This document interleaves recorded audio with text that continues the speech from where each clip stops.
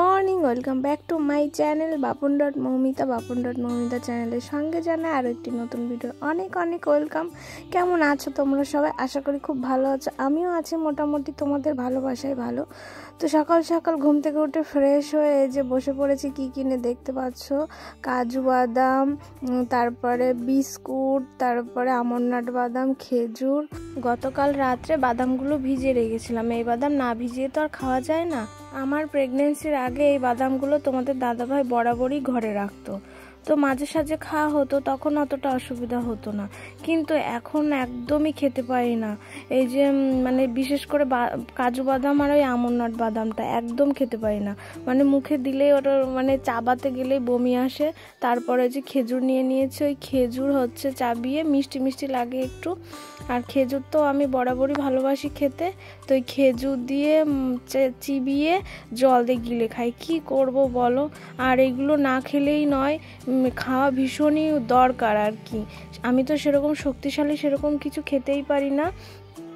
তো এই যে বিস্কুট নিয়ে নিয়েছিলাম 4টে। এত সকালে তো ভাত খেতে ভালো লাগে না, আর বিস্কুটও আমার কামড়ে খেতে ভালো লাগছে না। তাই যে বাটিতে সামান্য একটু জল নিয়েছি, বাটির জলে চুবিয়ে সেই ছোটোবেলাকার মতন ভিজিয়ে খাচ্ছি, ঠিক আছে। তারপরে খাওয়া দাওয়ার পরে এই যে এখন একটু ঘন্টা হেঁটে বেড়াচ্ছি। তো আজকের ভিডিওটা আমি সুন্দর সকাল দিয়ে তোমাদের সঙ্গে শুরু করছি। তোমরা সঙ্গে থেকে আশা করি তোমাদের খুব ভালো লাগবে। আর তোমাদের কাছে আমার অনেক কিছু শেয়ার করার বাকি আছে, অনেক কিছু শেয়ার করব। ভিডিওটা কেউ স্কিপ করবে না, না হলে অনেক কিছু মিস করে যাবে, বুঝতে পারবে না যে আমি কোথায় কি বলছি। তো চলো, ওইদিকে বাবা হচ্ছে বাজার থেকে পুঁটি মাছ পাঠিয়েছে, যে পুঁটি মাছগুলো বেশ বড় বড়। তো মাছগুলো মা হচ্ছে আগুনে মানে ছ্যাঁকা দিয়ে তারপরে কেটে ধুয়ে আমাকে দিল।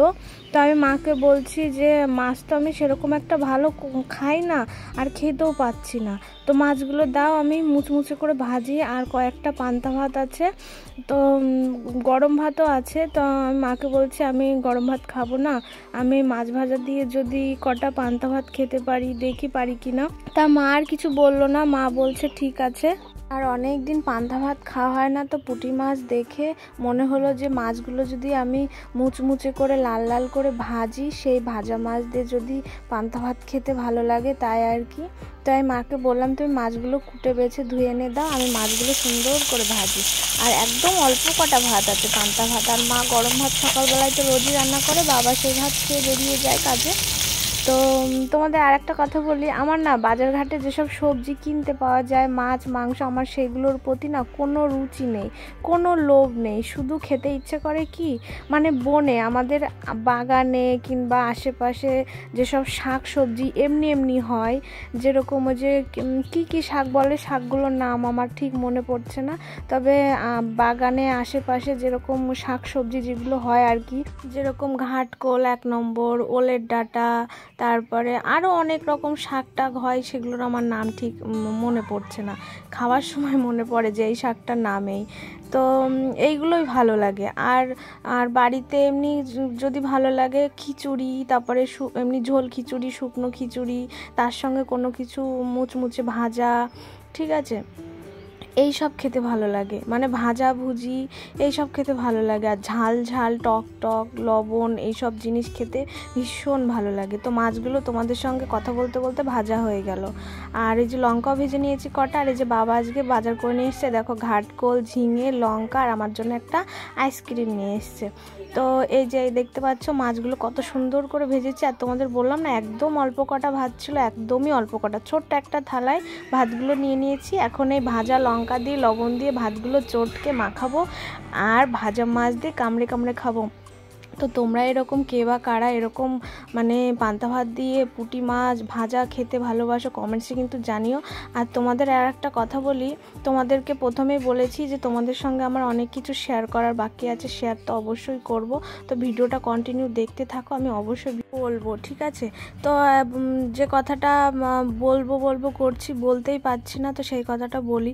আমাদের বিবাহিত দাম্পত্য জীবন, মানে আমার আর তোমাদের দাদা ভাইয়ের বিবাহিত দাম্পত্য জীবন জীবনে একজন অনেক রকমভাবে মানে গণ্ডগোল ঝামেলা সৃষ্টি করার চেষ্টা করেছে, কিন্তু কোনো রকমভাবেই সে পারেনি। তো আমি মানে নাম বলবো না, তোমাদেরকে ডাইরেক্টও বলছি না, ইনডাইরেক্টও বলছি না।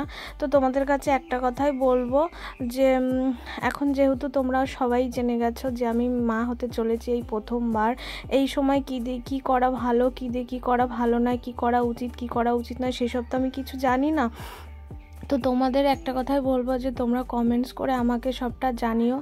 আমার এই মানে প্রেগনেন্সিতে যেন কারোর খারাপ নজর না পড়ে, আর তোমরা যারা আমাকে ভালোবাসো তারা অবশ্যই আমাকে ভালো কিছু বলো যে এটা করা ঠিক ওটা করা ঠিক না, তাহলে আমার ভালো লাগে।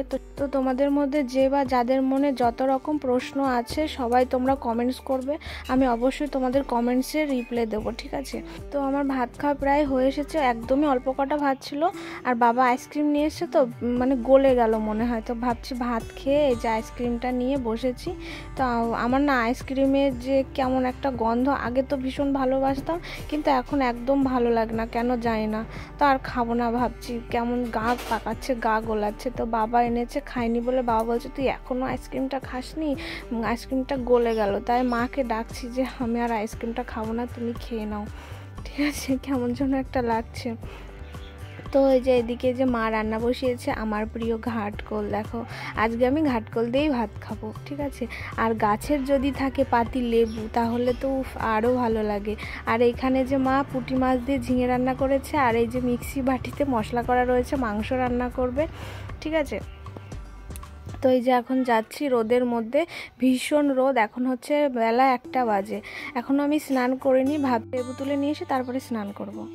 রোদের মধ্যে আমি কী করে বেড়াচ্ছি, দেখো লেবু তুলতে এসেছি। তো মা যে ঘাটকোল রান্না তো ছিল, সেই ঘাটকোল তো লেবু ছাড়া খাওয়াই যাবে না, ভীষণ কাঁটা, ছোটো কোটা হলে পরে ভালো হয়। ওই উপরে ওইগুলো বড় বড়, এখনও সেরকম রস হয়নি, তবু চটকে মেখে খেলে বেশ ভালো লাগে।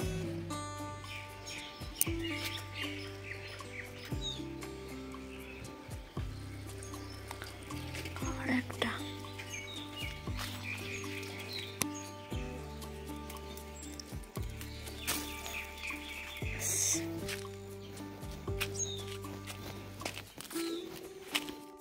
দুটো নিয়েছি, এখন একটা খাবো আর রাতে একটা।